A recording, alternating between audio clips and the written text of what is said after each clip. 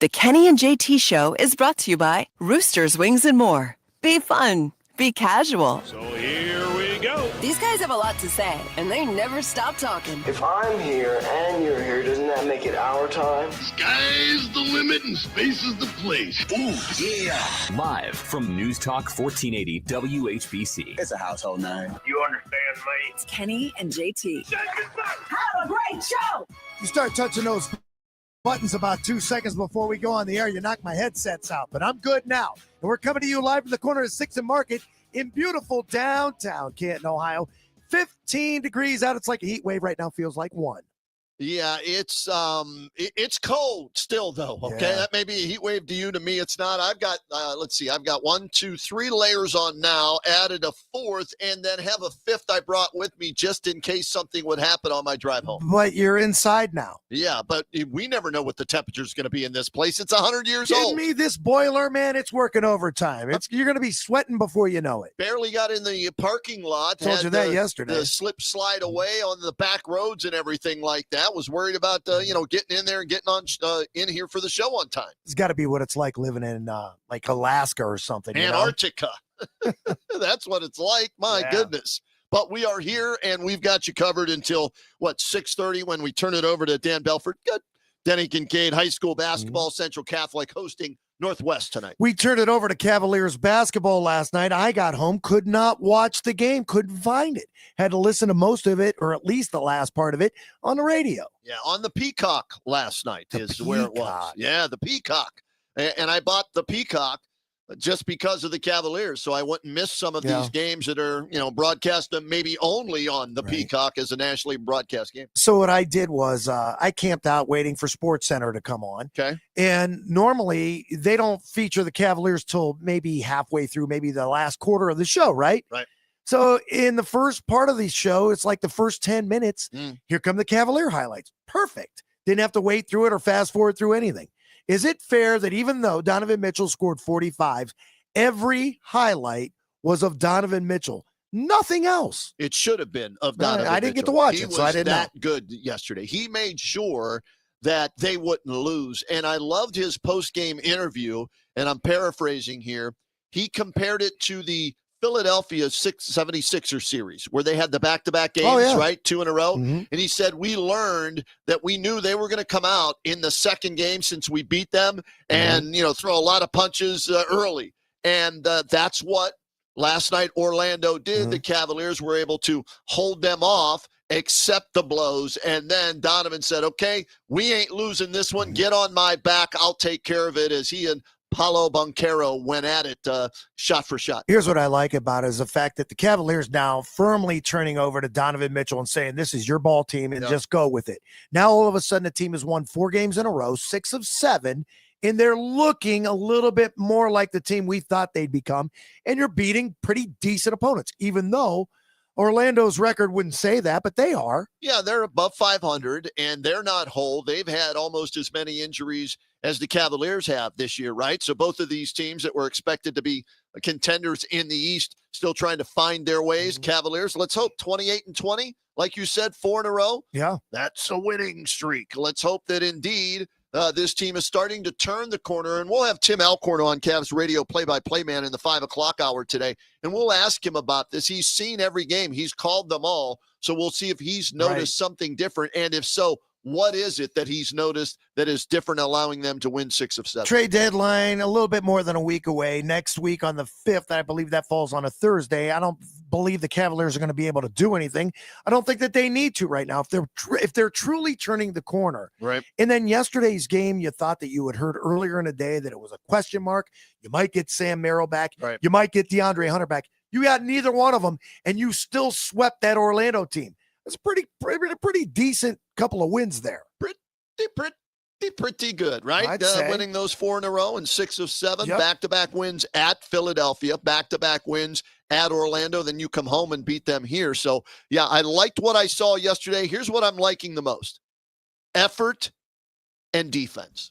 Okay, effort and defense, because guess what? You give effort, you play better defense. Good defense leads to easier offense. And I'm starting to see that transpire. They're getting – Evan Mobley had a dunk yesterday on a fast break where I don't know if he blocked the shot or he stole the ball, and he came up with it. He outletted it to the wing, and then he came storming down the court. He took 2 steps from the top of the key, and with his reach, he went up and just flushed it. Pow, as Tim Alcorn would say, man. It was awesome. What I really like is it seems as though Kenny Atkinson's finally starting to figure out his matchups and where he needs to substitute and when.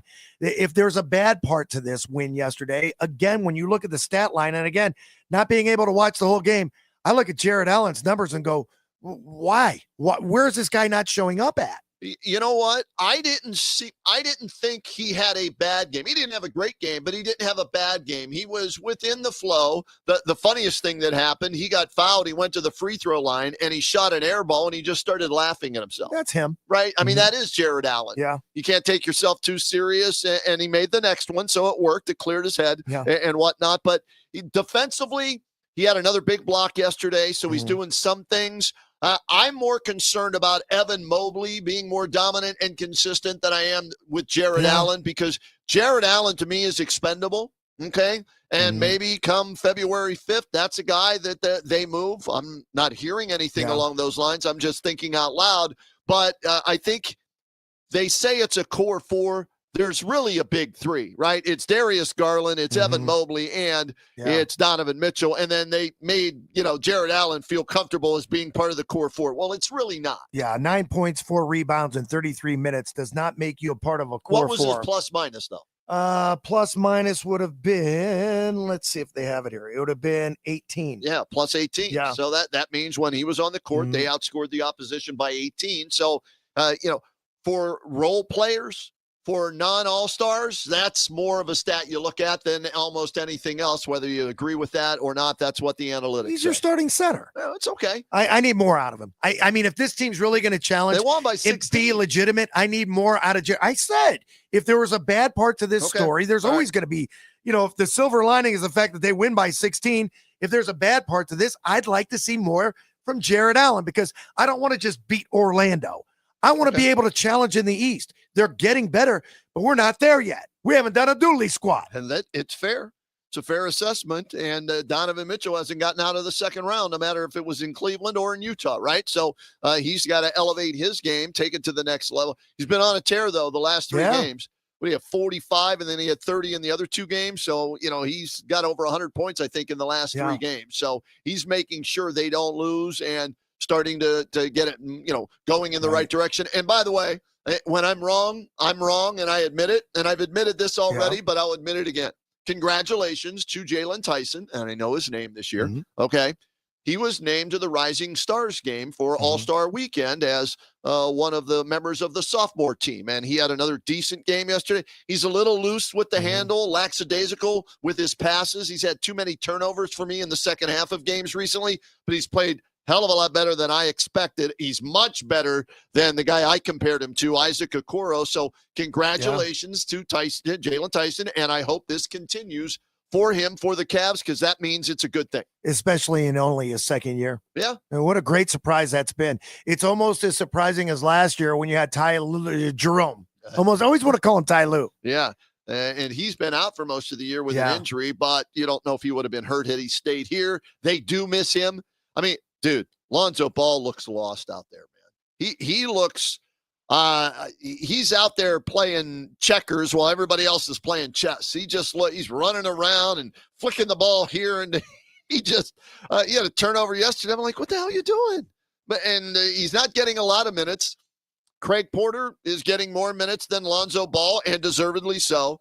But yeah, that's another guy that if they were able to find anything for him at the trade deadline, that $10 million contract, another $10 million player, I'd be fine with that as well. Yeah, I mean, it's a great story. I mean, now that things seem to be going in the right direction, you've got to be more happy with it. And it's easier to watch a game like that, even if you could, which I couldn't, to sit there and not worry too much, even though weren't they down at half or just they were up 5 at half. They were up, but weren't they down behind at the early? End of the first quarter. Okay. Yeah. It was down at the end of the first, up by 5 at half, and then they took control in the second half. And by the way, at 28-20, Cavaliers currently in 5th place in the Eastern Conference, 2.5 games ahead of Philadelphia, and only a game and a half out of 4th place and just 2 games out of 2nd place. How about that? The Celtics right now at 29-17 are in second place. The Cavaliers just 2 games behind the Celtics. And that's a tribute to the Celtics, too, without Tatum. They're,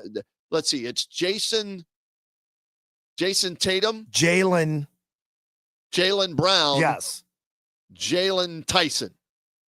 Right? Yeah, Did we get them all right? Yeah. That's why I mixed those 3 up with all the different names, right? But Boston's done a nice job without their superstar player being number 2 in the East. And then Detroit, man, 33-11. They lead the Cavaliers by 7 games for the top spot in the Eastern Conference. And the 33-11 mark is the second best record in all of the NBA behind only Oklahoma City. But one of the hotter teams in the East are the Cavaliers and the Toronto Raptors, both on 4-game winning streaks. So, I mean, it's such a long season. And we just keep waiting for the Cavaliers to show up, and maybe this is it. How does Oklahoma City kick our ass and then lose the next 2 games after that? Same way they lost before they came to Cleveland. It's just the NBA. What do you expect? It's regular season. I guess, right? I know you've been a big proponent of the regular season doesn't mean anything anymore, and you just need to qualify as one of the top 6 teams to be in the playoffs. Well, let me ask you this question, and if you don't believe the way I do, would you believe the fact that the Cavaliers, the way they'd been playing, could go to Philly and win both games on the road there? Forget about Orlando right now because that was a home and away. Right. I expected them, like I told you, before the 2-game series against Philly. After winning the first game, I'd be fine with 1-1 and was expecting maybe 1-1. Swept them both. They won both of those games. So, you know what? I'm looking at a picture of Sam Darnold on my phone right now. Home field advantage may mean more in football than it does in the NBA. Is that fair? Not if you ask the head coach of the Denver Broncos, who had no idea what the weather was going to do. Again, I go back to Sean Payton making that major mistake, right? I mean, if home field means anything, you should be prepared for a snowstorm, especially when you live in the mile-high city, in my opinion. Don't you have a team weather person, meteorologist that prepares you? We knew the Indians did. Yeah, cost them a World Series championship, allegedly. But getting back to the Cavs, I like what I'm seeing. By the way, I'm taking off tomorrow on my birthday, and I'm going to go watch LeBron James and the Lakers take on the Cavaliers tomorrow night at Rocket Arena. 3-2-1. And maybe LeBron's last game in Cleveland, unless somehow, some way, the two would meet for the NBA championship this year. Are you going to ask him another negative question? No, I'm going as a fan tomorrow. Oh, okay. No media coverage tomorrow. If you want me to call in, I will. If not, no big deal. If something major happens at the game, I'll, Only call if you run into anyone. You know me. I like it when you're rubbing elbows with people. All right. I'll see what I find a celebrity. I'll see if I can find a celebrity. Find Betsy Kling. No, stop. Why? No, pow. No, I'm not going to look for Betsy Kling there tomorrow. But I'll see who's going to show up for that one. Who's showing up to be the new head coach of the Cleveland Browns is my next question to you. Do you have any idea? Yeah, I think they have an idea. They do? I really do. I think it's going to be Jim Schwartz. After everything they've been through, I don't know how many times they've interviewed people in person or on the phone or took a trip out to L.A. I think at the end of the day, when I think of who's really capable of being the next head coach of the Cleveland Browns, I think it's right underneath their nose, and I think they know it. All right. Then why didn't they do this? What? After they fired Kevin Stefanski, reports came out that said they didn't fire him just because, at the end of the season, what the record was. They knew weeks in advance they were going to can him. If that was the case, why didn't you fire him then and allow Jim Schwartz to be the interim head coach so you could get a look at him being the head coach to make sure if he's your guy?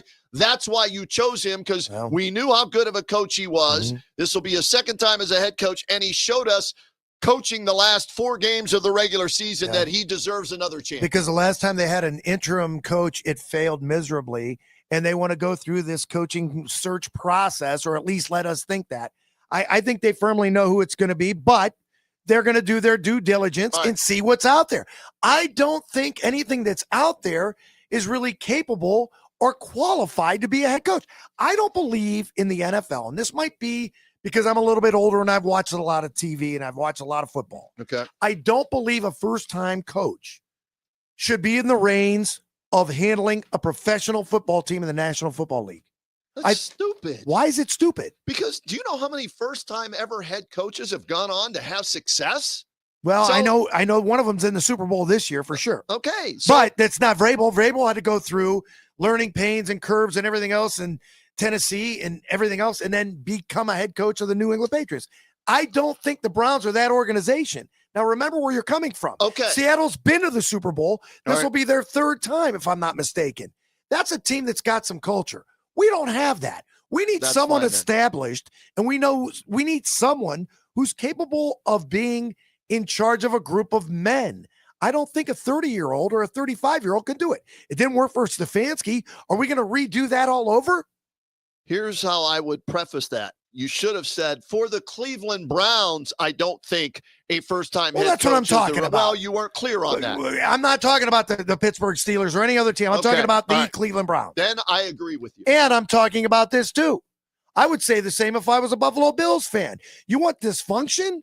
You're letting an offensive coordinator and Brian Daboll go, even though you're going to elevate Joe Brady, who's been there for a couple of years. Joe Brady's claim to fame is what? Coaching at LSU when he took Joe Burrow as their offensive coordinator to a national championship.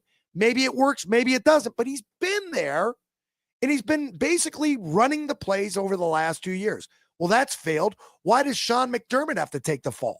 Well, the head coach's voice sometimes gets tuned out, and maybe they knew through talking with the players that, Joe Brady had the year of especially the offensive players. And I'm sure Josh Allen stepped in and said, you know what? Hey, if you're thinking about Joe Brady, and I don't know this, I'm guessing, then that wouldn't be a bad choice. They interviewed Phillip Rivers. Yeah, exactly. So they went totally outside the box.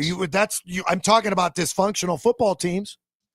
I can't call the Bills dysfunctional, as they've been in the playoffs how many years in a row and made it to the AFC Championship this decade? I think When's reason the last time the Browns made the AFC Championship game? Probably Bernie Kosar. Yeah. The thing is, you have to remember, the reason that they change head coaches is because of the fact that they get there every year and they can't get past usually Kansas City. This year they took a step backwards because if you consider the fact that they didn't even play in the AFC Championship game, it's a failure of a season. Maybe it is time for a new voice in the clubhouse. I think I would have looked outside of whoever was already there. But then again, I don't know much about Joe Brady other than the fact that he did coach Joe Burrow and he did win a national championship. And maybe you're right. If Josh Allen likes him, so be it. I would have thought Josh Allen liked Brian Daboll better because statistically, he had pretty good seasons when he was the offensive coordinator before he took the head coaching job at the New York Giants. But Joe Brady helped Josh Allen win an MVP last year. That right? too, yeah. So that factors in. So here's the latest on the head coaching search throughout the National Football League, okay? 10 teams needed head coaches. 7 spots have been filled. Mm-hmm. Bills, Joe Brady. Steelers, Mike McCarthy. We'll hear from him a little bit later in the show. Ravens, Jesse Minter. Giants, John Harbaugh. Dolphins, Jeff Hafley. Titans, Robert Saleh. And the Falcons, Kevin Stefanski. We'll hear from him later in the show as both McCarthy and Stefanski had their press conferences today in the Steelers, in Pittsburgh, and in Atlanta. Mm-hmm. 3 openings. Raiders, first overall pick in the draft. Quarterback Mendoza, more than likely, right? Mm-hmm. If I'm a head coach, at least I know I've got a franchise quarterback, a shot at one. So Raiders, Cardinals, and Browns. So the Browns, one of the 3 teams that doesn't have a head coach. That tells me, my opinion only, this is a dysfunctional organization. Players, go there, it seems like, to get paid still, okay? And that's the only reason, Deshaun Watson and Myles Garrett, okay? And coaches are pulling out and taking coordinator jobs instead of maybe taking the head coaching job for the Cleveland Browns. I would not be surprised if the Browns are the last team to hire a head coach, and that would tell me that the guys they really wanted all said no, and then they had to settle on somebody. Problem with coordinators is this. They're the next batch of new head coaches in the NFL. Right. So when I look at teams that hire a Jeff Hafley, I'm not crazy about that. He was defensive coordinator, Green Bay Packers, former defensive coordinator of the Ohio State Buckeyes. And we understand his route to the Miami Dolphins. I think that's a stretch. Robert Saleh failed as a head coach of the New York Jets. If you look at the San Francisco 49ers, and I know they had a ton of injuries this year, right, you could look at them and say they failed because a lot of people thought 49ers would go deeper into the playoffs. And it's hard to imagine that all 3 teams in the NFC West ended up going that deep into the playoffs, and yet one of those teams is playing in a Super Bowl. Stefanski, again, is a stretch, although the Atlanta Falcons didn't waste a lot of time, and they felt that that was a natural, logical pick for them.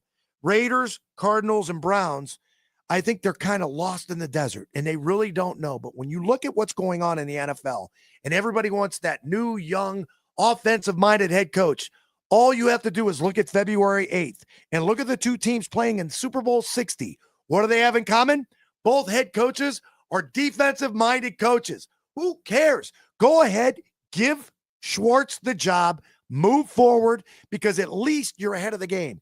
He gets to get somebody that he can elevate to be the defensive coordinator, but now he's got to find the next offensive coordinator. Good luck with that, because if all these guys are becoming head coaches, where are you picking from? Are you completely ruling out Todd Monken? Because there were a couple of beat reporters online today on Twitter saying, don't rule him out. He's flying under the radar. The former, the former OC with the Baltimore Ravens. And Harbaugh's already offered him that same job at the New York Giants, when I'm hearing. But the problem is going to be this. If they want to make him the head coach and he's offensive-minded and he's already been on the staff of the Cleveland Browns and Schwartz is good with it, might be a match made in football heaven. I don't know. Do you think Schwartz would be more accepting if he lost the job? That's a great question. Of working for Todd Monken, 59 years old, as opposed to 35-year-old Nate Scheelhaas? I'm going to answer that with another question. All I'm going to answer a question with a question. If he truly interviewed with the Baltimore Ravens, Jim Schwartz, why would he want to be the head coach of the Browns? Maybe he wanted to get his name out there in case he doesn't get a head coaching job this year. That report that seems to make its way around other NFL owners was a good one on him, and he'll get a head coaching job somewhere down the line. And if he's still under contract, which he is, they would have to fire him. He'd have to quit to leave or take a job elsewhere. I think they have an out. You're the DC, like these other guys, you're the DC, but if you get a head coaching job, we're not going to keep you from taking it. I don't know what's going through a guy's mind like that. So so are you expecting to hear this? Jim Schwartz is the new head coach of the Cleveland Browns, and I'm making this up, hypothetical. And he was the guy we wanted all along because he knows the organization, the defense will be set, and, he's going to put a great coaching staff. Do you expect Jimmy Haslam and the Browns to say that to try and save face, even though we know he wasn't their first choice? No, and that's just it. I don't believe they're settling. I think what they're going to come out and say is this. We listened to our own locker room and what our players had to say, and they all want Jim Schwartz to become the next head coach. I mean, you heard comments after the season ended from Denzel Ward and Myles Garrett as well. And that's all it took. I mean, look, if that guy can get that defense playing so well, then let him be in charge of the entire organization and see if he can turn it around. I don't think you have anything to lose. That's why I said earlier on this show, why not fire Stefanski with 4 or 5 weeks left to let Jim Schwartz be the interim head coach and show for sure what he's capable. Look what Greg Williams did. Greg Williams finished 5-3. And they fired him. And they didn't bring him back. They went with, Freddie Kitchens because Baker Mayfield allegedly wanted him. Yeah. So maybe they would have learned from that. And that's why I would have given Schwartz the chance to coach at least 4 games if they knew they were going to fire Stefanski anyway. I'd have loved to see them bring back Greg Williams. I don't think that he's the player's coach. If people look at him and they say he's a little bit too tough on us, we want somebody a little bit easier. That's the way the NFL is. I mean, we also know that the NFLPA doesn't let these teams hit throughout the course of the season. They're allowed to put on the pads and literally go toe-to-toe 14 times a year. A lot of times they get rid of that practice during training camp. They never hit. People want to know why they're always getting injured. They're not used to being hit. Once the season starts, maybe for the most part, the only time they're really having any physical contact is on Sundays, Mondays, Thursdays, or Saturdays late in the season. If you're the Browns, all your games were on Sunday, weren't they? Yeah, I think so. So and I'm looking at for people watching on YouTube and Facebook, I'm not ignoring JT. I'm keeping an eye on my phone to see if the news comes down that the Browns have named anybody as their new head coach. I get the alerts whenever something like that pops, and I just don't know. I think something will happen today. Before we're done, do you expect the Browns to have a head coach? No, because that doesn't normally happen with us. Usually when they name something, it happens 2 minutes when we get off work. Because a lot of times good PR departments we'll tell them, let's make the announcement in the 4 o'clock hour so those news people in the 5 o'clock news on all the networks then can do a story and get us the pub we want. Yeah. Or do you think the Browns are going to wait till late in the night because they're embarrassed? They didn't get the guy they wanted. They had to settle for somebody. They'll announce it overnight, and therefore it'll get lost a little bit. They might do it at 7 o'clock because they want the Browns backers on the West Coast to know about it in prime time. Is that what it is? That's the why Browns. they'll wait till 7 What else o'clock? would you expect from them? Who knows? They You're know right. everything. Oh, I see. Only in Cleveland. Only in Cleveland can the 41st ranked quarterback in the entire NFL represent the Browns in the Pro Bowl in Shedeur Sanders. That's not the Browns' fault. That's the NFL's fault. It's embarrassing. They put anyway. Tyler Huntley in that sucker 2 years ago. It's a joke. Just do away It with is. it, please. Just do away with the Pro Bowl games. Name your first team AFC, NFC, award, bonuses to those people. Don't have these stupid games where nobody wants to be a part of them. They're saying you got to play Shedeur Sanders, of all people, a Pro Bowler. A joke. It's Kenny and JT on WHBC.